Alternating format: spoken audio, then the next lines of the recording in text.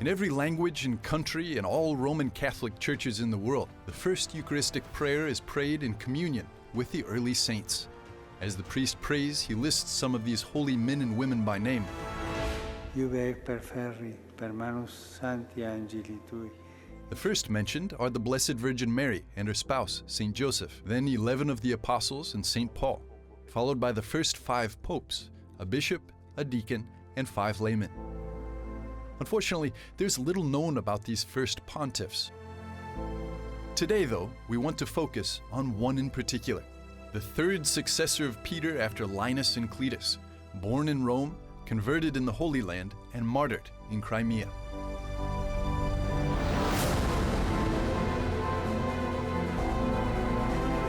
Clues scattered throughout archaeological sites and in early Christian writings help us to reconstruct the life of this somewhat forgotten pontiff, whose memory is woven into the Mass.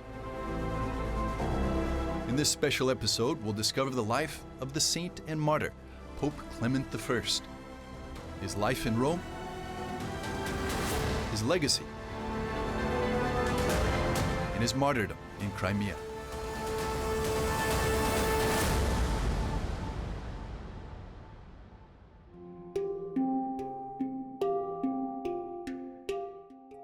According to tradition, Saint Clement, a native of Rome, went to Galilee upon hearing about Jesus Christ.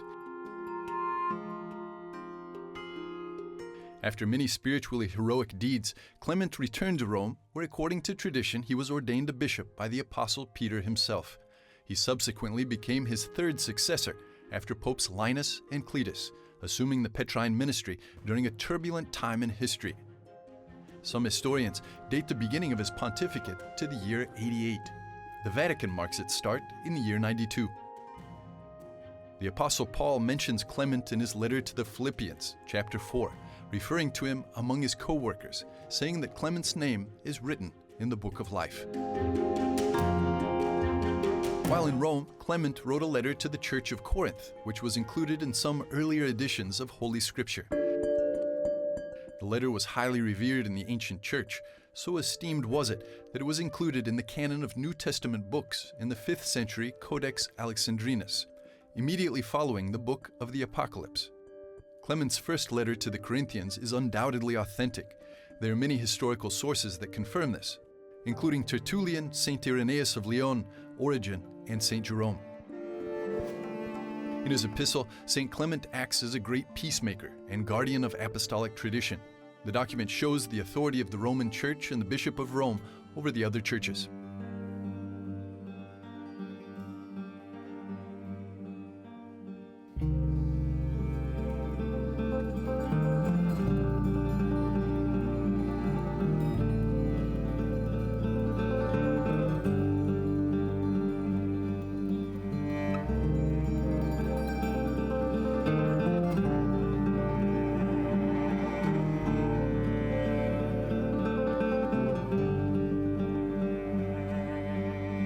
It's hard to confirm many details about St. Clement's life, but from what is known, he was active in Rome until around the time Emperor Trajan came to power in the year 98.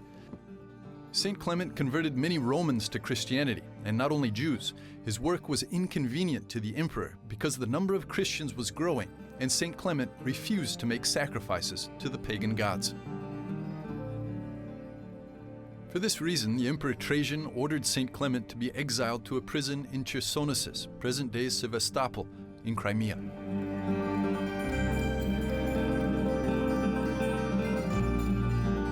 It was on these shores that St. Clement said his last prayers before being put to death for his faith in one of the most horrible of ways.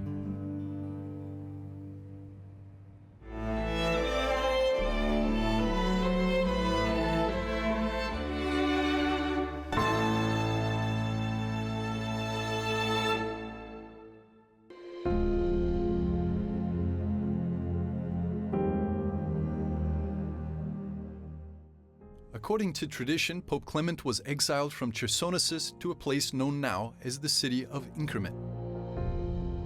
Here, the Pope was forced into hard labor in the quarries. Today, they're still active, a source of snow-white limestone. The industry is cut through the mountain, leaving behind caves and canyons, a curious place for an Orthodox monastery.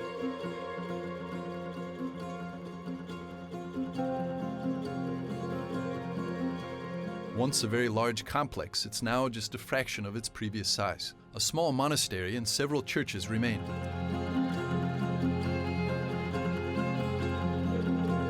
It's believed that this was the site of the first Christian community, founded by the most famous of all the prisoners of Crimea, Pope Clement.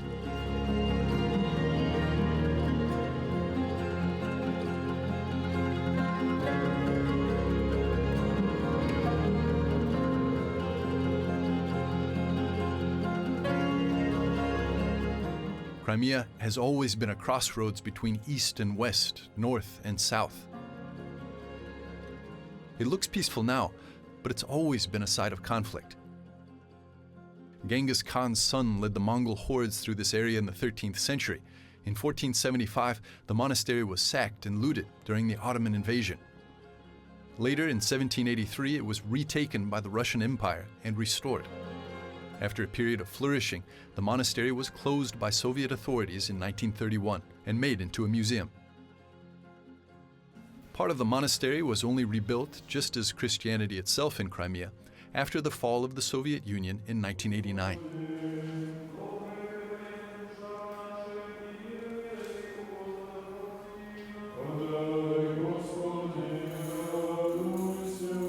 What has been brought back to life is but a small pearl within the entire cave monastery complex.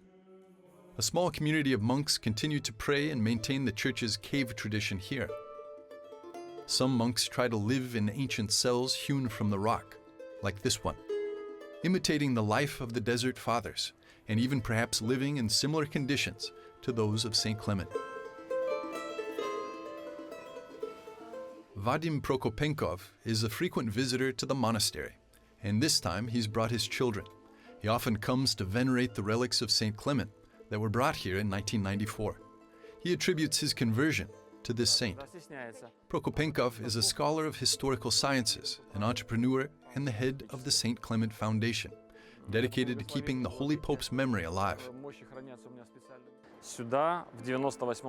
Here in 98, the Roman Emperor Trajan exiled St. Clement to Chersonesus because he's very unwelcome in Rome, because those who are close to the emperor began to listen to him, and they absolutely did not want to hear a sermon about Christ. They needed a sermon about the emperor, about his authority. What is the most striking thing from the point of view of those who study his legacy? What is striking is that being the third bishop of Rome, during his exile on the Crimean Peninsula, Saint Pope Clement was not replaced by the high priest in Rome. So at that time, Sevastopol became the center of the world for Christianity, and served as such for 3 years. From here, the Pope preached, baptized, and converted them to Christ. Pope Clement looked at the desolation of the open pit mine as the vineyard of the Lord. In a short time, the saint led many people to God and founded dozens of Christian communities. The quarry workers were tormented by heat, hard work, and thirst. Tradition tells us of the miracle that St. Clement performed to help them. Seeing their thirst and torment, the saint prayed and pointed to this stone from which fresh drinking water sprang forth. This source is still known as Clement's Spring. It ran until the 1960s when, during the rock mining operations, the water vein was cut. From then, the water began to accumulate behind the monastery, creating a picturesque lake. Today, much of the rest of the Crimean Peninsula again needs a miracle of water, as the supply of fresh water from Ukraine has been blocked since 2014, part of the ongoing conflict between Ukraine and Russia for control over the peninsula. The current unrest, although it hasn't yet directly touched the monastery complex, marks just another period in its long history. The mere existence of the Holy Clement Monastery here is a great miracle itself. Of course, it is very ancient. This colossal complex of cave temples have not yet been fully studied. The monastery appears in written sources only in 1850, when it was decided to revive the ancient monasteries. St. Clement's Basilica itself, which is in these caves, is very ancient. It dates back to the Middle Ages. It is difficult to argue with the scientists talking about the first centuries. but many of the artifacts that we, as the Society of St. Clement, have been buying for almost 10 years at auctions abroad and bring here confirm the deep antiquity of this place. The artifacts we have purchased testify to the fact that St. Clement was martyred in Chersonesus, and his veneration arose here many centuries ago. The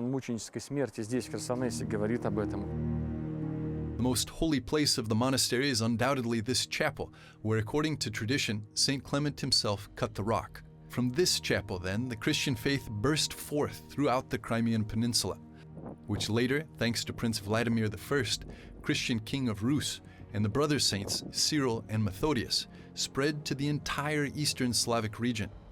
St. Clement lit that fire here, in this simple cave.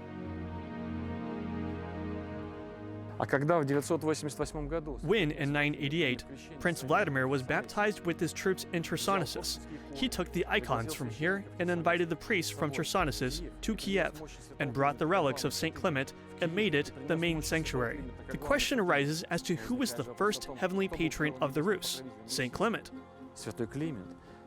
His relics were used by metropolitans during the divine liturgies. This is so amazing that the heavenly patron saint of the Rus is the Roman saint, our common Christian saint. After an extended period of exile in Crimea, St. Clement was executed for his faith. Some historians place his martyrdom in the year 101, although the exact date is not known for certain. He was thrown into the Black Sea with an anchor around his neck, literally becoming that seed described in the Gospel that had to die to bring much fruit.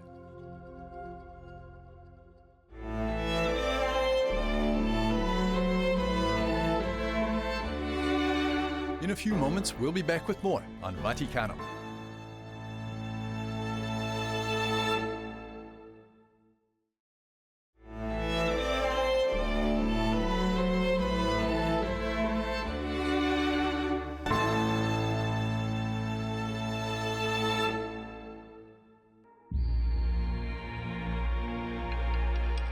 Today, the population of the Crimean Peninsula is predominantly Christian. About 70% of the population identify with Orthodox Christianity.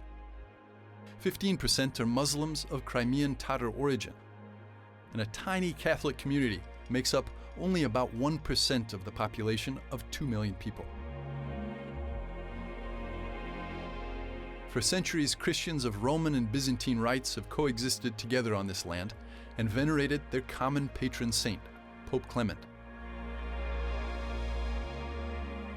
The capital of Crimea is the city of Simferopol, which is located in the center of the peninsula. The spiritual successor of Pope St. Clement, Bishop Ytsync-en, welcomes us to the parish of the Dormition of the Blessed Virgin Mary, which is the de facto cathedral of the Crimean Peninsula.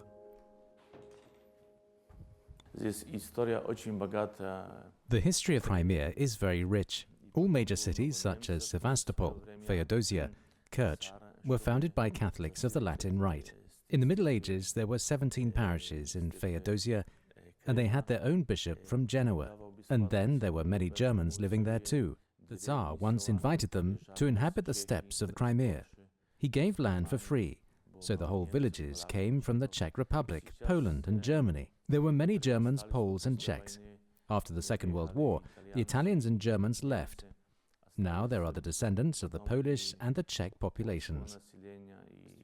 The composition of the faithful is slightly changed since the 2014 change of power, when Russia took control of the Crimean Peninsula. We asked Bishop Pwyll how this has changed the lives of Catholics here. This is a good question, because the event in 2014 had very much divided the local people, and especially those who have relatives in Ukraine, because some patriotic Ukrainians were more concerned about Ukraine than Crimea, and at first they were very hurt. But we, the Catholic Church, always call for peace, love and forgiveness, and we try, through prayer and our ministry, to heal the wounds. We always emphasize that we do not engage in politics. We don't support nationalism or development of a proselytism. We are here to help everyone be a good person. The Orthodox, a good Orthodox, and the Catholic, a good Catholic. We are here to build the kingdom of God. Under the new government, all religious organizations were required to re-register under Russian law. This also affected the Catholic Church. To decide the fate of Catholics in Crimea, Vatican Secretary of State Cardinal Pietro Parolin personally raised the issue while in Russia on August 23, 2017, in a meeting with Russian President Vladimir Putin. The two leaders reached a compromise. The Vatican declared the peninsula to be a pastoral district of the Holy See, and Vladimir Putin, in turn, ordered land to be set aside for the construction of a Catholic cathedral in Simferopol, and that the Cathedral of Sevastopol be returned to the Catholic Church. It is made in connection with the fact that the situation is not fully resolved in the political sphere, and therefore at such moments the Apostolic See creates the pastoral district, or the Apostolic Administrator, or exarchate. It's something temporary. On the peninsula, the Ukrainian Greek Catholic Church has 5 parishes. It's a very delicate situation as it's a small community, tied closely to the Ukrainian ethnicity. Bishop Quill says that some of these communities don't have their own church buildings. Their difficulties are particularly with the rental of spaces for worship and with the movement of clergy back and forth across the Ukrainian border. But the church here is not persecuted. Nobody interferes with us. It's very important that we are respected as much as we've got a plot of land for the construction of the cathedral. If things are going according to the law, no one touches us, and it's very important. Even the Greek Catholic Church has been registered here. The Catholic Church of the Byzantine Rite, although in Russia, for instance, they do not have registration, but in Crimea, they are registered. Catholics in Simferopol had a beautiful cathedral before the revolution of the Soviets, but it was taken away and repurposed and then eventually destroyed in 1974. After the collapse of the Soviet Union, for almost 30 years, the local community was asking for a plot of land on which to build a new cathedral. And on August the 17th, 2018, thanks to the Vatican's diplomatic efforts, Crimean Catholics got one. Here's a triangle-shaped plot near the shopping mall and the gas station. There is a plan of the cathedral, and here are the 2 wings of the bishop's curia and a space for pastoral needs. And then there are plans for the basement, ground floor and second floor, and all the details. We are very pleased with this plot and are asking for prayers and material support for the construction. Bishop Jacek Quill is planning to finish the building project within 3 years, but the construction depends on economic resources. After 2014, the Crimean Peninsula has been sanctioned by many Western countries, and people are enduring economic repercussions. So the bishop is now looking for help abroad.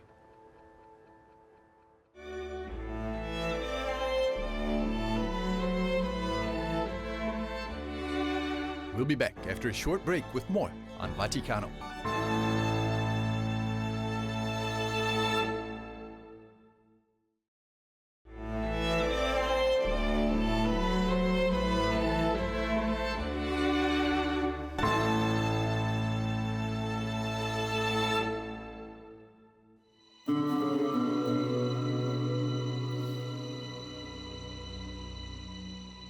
In ancient times, Chersonesus was the largest city of the Crimean Peninsula. There were dozens of churches here. It's believed that the first Christian to preach here was the apostle Andrew himself. Pope Clement was then martyred here. In the 7th century, Byzantine Emperor Constans II exiled Pope Saint Martin to Crimea and killed him here too, because of the Pope's resistance to the Monophysite heresy. In the 9th century, the relics of the aforementioned popes were found by Saints Cyril and Methodius, who were on mission here. The Holy Brothers took the relics and transferred them back to Rome. On June 3, 1783, a Catholic Rear Admiral, Thomas Mackenzie, founded the city of Sevastopol upon the ruins of the ancient Chersonesus. Admiral Mackenzie, a Russian of Scottish origins, was the leader of the Black Sea Fleet of the Russian Empire, one of the many Catholics who were serving the Tsar.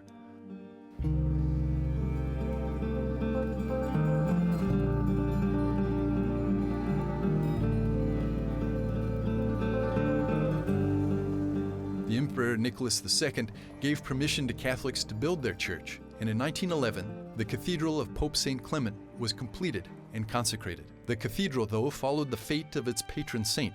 It was martyred. The church was repeatedly looted after the Communist Revolution, and in 1936 it was finally closed.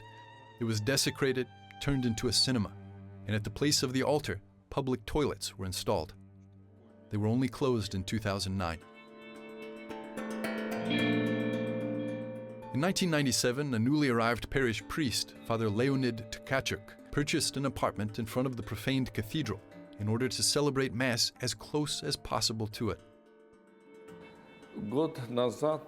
On June 3, 2018, St. Clement's Church was returned to us. For 60 years, the church was a children's cinema. For us, it is a great joy, because after 20 years of demanding from the Ukraine authorities and then from the Russians, this cathedral was returned. The restoration work suddenly began with the help of volunteers and parishioners, but soon after, they were stopped by the authorities. The building was recognized as a city monument and must now undergo a special evaluation so that it might be restored by experts who would return the cathedral to its original appearance. How long will it last? We don't know. But the main thing is that since November we have been praying inside the cathedral, in the lobby, where there used to be a cinema waiting room. There's a lot of space and high ceilings up to 5 meters. People are really happy to come and pray in this chapel that we have equipped. We've been conducting missions in the city, and after their conclusion, we put a mission cross at the entrance of the building. The missions finished on November 18th when the building was consecrated by the bishop, and since that day, we have been praying here constantly.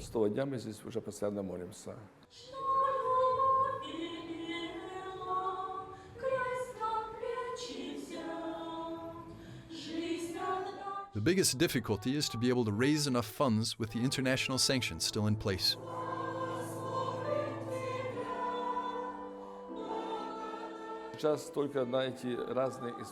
Now, only for these different examinations and for different scientific works the law requires, translating from the Russian ruble, it is about 400,000 euros and plus 3 times more for restoration. That's 1,200,000 euros for restoration. However, the main thing is that the building has been given back and that it is now a Catholic cathedral, and we give all our strength to restore it. We are asking for help in some dioceses, and some are refusing, and others are helping. And I think that with God's help, this cathedral will be restored.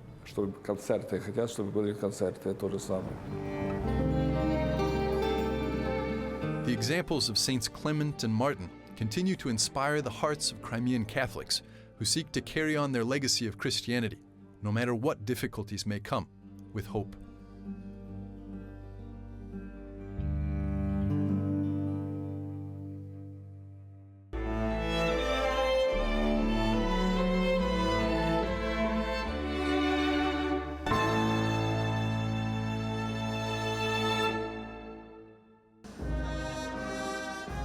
Every November the 23rd, on the feast day of St. Clement, the Irish Dominicans, custodians of Rome's Basilica of St. Clement, make a procession with the saint's relics through the surrounding neighborhood.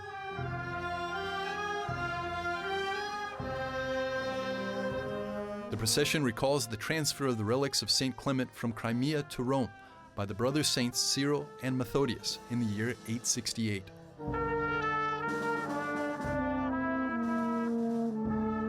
The relics were enshrined here in the Basilica, held to be erected over the house of St. Clement in Rome.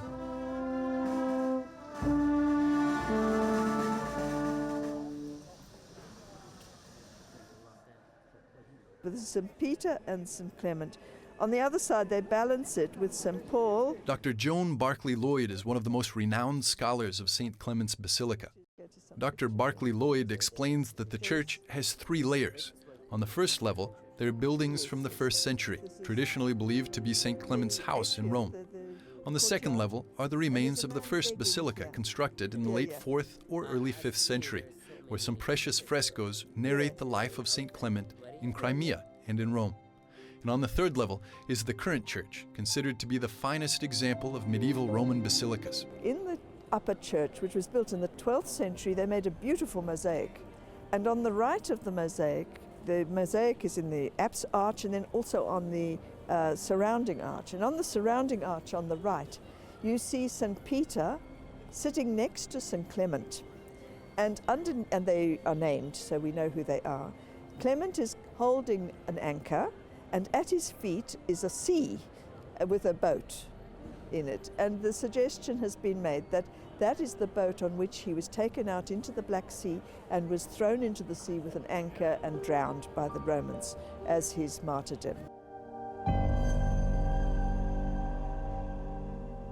Throughout his brief but courageous pontificate, St. Clement exercised the Petrine ministry in full.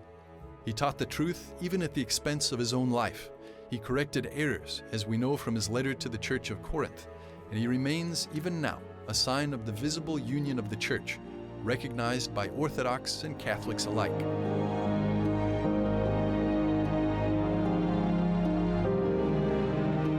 And every time the Pope gives a private audience in the Clementine Hall of the Apostolic Palace in the Vatican, the very frescoes on the walls remind him of what's essential to the ministry of the Roman Pontiff.